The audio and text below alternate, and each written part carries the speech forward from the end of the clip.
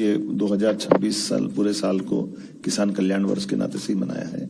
तो अलग अलग प्रकार से 16 विभागों को जोड़ करके हम इस पे काम कर रहे हैं। तो ऐसे में एग्रीकल्चर की उनकी क्रॉप अधिक कैसे उत्पन्न हो, क्रॉप के अलावा उसमें विविधीकरण कैसे हो, बहुफसली लाभ कैसे मिले, पशुपालन, मत्स्य पालन, शहद उत्पादन, किसान की अलग से आय कैसे बढ़े और प्रॉपर उसको एमएसपी पे रेट कैसे मिले, फूड प्रोसेसिंग इकाई खड़ी होकर के फसल अगर उत्पादित हुई है तो उत्पादित फसल का सही दाम भी मिले और नष्ट होने से बचे। ऐसे बहुत सारे सेक्टर में हम काम कर रहे हैं और सरकार ने बहुत ठोस निर्णय लिया, उसका रिजल्ट भी आ रहा है। मैं ये बात महसूस कर रहा हूँ कि 2 साल के अंदर जिस प्रकार से मध्य प्रदेश ने स्पीड पकड़ी है और जैसे यहाँ जितने उद्योगपति आकर के हमसे मिल भी रहे हैं, 1 to 1 मिल रहे हैं, हमारे अधिकारियों के साथ मीटिंग कर रहे हैं और वो सभी के आकर्षण मध्य प्रदेश बना हुआ है और मध्य प्रदेश उनका भरोसा कायम रखेगा। हमारे राज्य ने व्यापार, व्यवसाय, उद्योग धंधे को बढ़ा करके मध्य प्रदेश की सरकार, भारत सरकार के साथ डबल इंजन की तरह कदम से कदम मिला के चले, इस तरह से हमने काम की गति बढ़ाई है।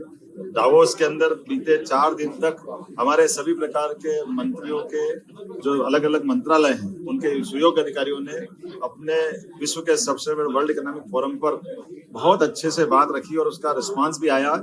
आज दुनिया आश्चर्य कर रही कि आज सबसे सस्ती बिजली हमारे डिस्कॉम को मध्य प्रदेश सरकार के माध्यम से पंप स्टोरेज की बात हो, सोलर की हो, विंड की हो, ये एनर्जी के सेक्टर में क्रांति है मध्य प्रदेश की तरफ से हुई है। और केवल इतना ही नहीं, सभी सेक्टर में एक एक करके मैं मंत्रालय गिनाऊंगा तो ज्यादा हो जाएगा, लेकिन मध्य प्रदेश से जुड़ने को हर एक कोई उद्योगपति लालाए थे। आज भारत के सर्वाधिक बड़े से बड़े उद्योगपति भी या छोटे से छोटे उद्योगपति भी लगातार मध्य प्रदेश के साथ जुड़ करके व्यापार व्यवसाय को करने के लिए लालाए थे और इसीलिए हमने भी तय किया कि हर फोरम पर मध्य प्रदेश अपनी बात रखेगा।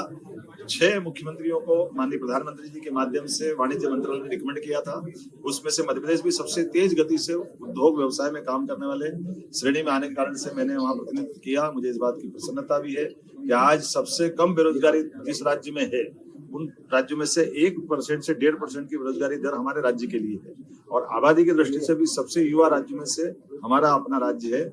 मैं उम्मीद करता हूँ उपलब्ध संसाधनों के बलबूते पर जब बिजली हमारे पास सरप्लस है, लैंड बैंक पर्याप्त है, पानी के साथ बाकी अनुकूलता भी है, लेबर से स्किल लेबर तक, और यहाँ तमाम प्रकार के भारत सरकार के सभी कानूनों को हमने संशोधित रूप करते हुए व्यापार व्यवसाय को बढ़ाने के लिए वो अनुकूलता बनाई, चाहे लेबर लॉ हो या बाकी चीजें हो।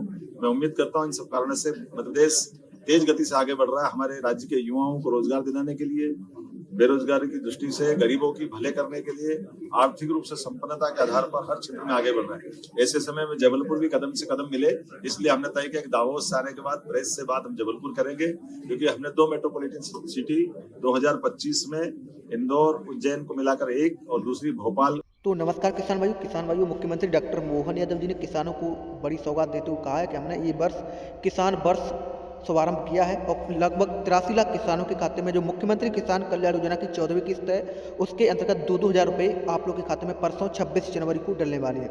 आज बड़ी घोषणा की है मुख्यमंत्री डॉक्टर मोहन यादव जी ने। आज भी वृद्धावस्था के अंतर्गत गरीबों को जो है पेंशन की राशि मुख्यमंत्री डॉक्टर मोहन यादव जी डालेंगे। साथ ही सीएम कल्याण योजना की 14वीं किस्त के अंतर्गत 2-2 हज़ार रुपये परसों आप लोग के खाते में डलेंगे। 83 लाख किसानों के खाते में 14वीं किस्त का पैसा जारी होने वाला है। साथ ही फसल बीमा की राशि करीब 2024 की बीमा राशि भी किसानों को मिलेगी।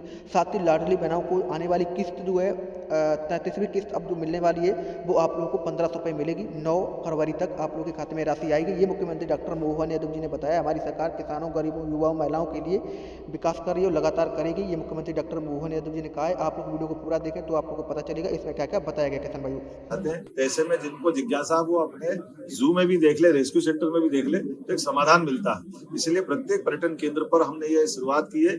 इस पहले लिस्ट में जबलपुर और जबलपुर के साथ उज्जैन भी जुड़ेगा। हम कोशिश करेंगे प्रत्येक टाइगर रिजर्व पार्क के पास ये जू और रेस्क्यू सेंटर हम खोलते जाएंगे।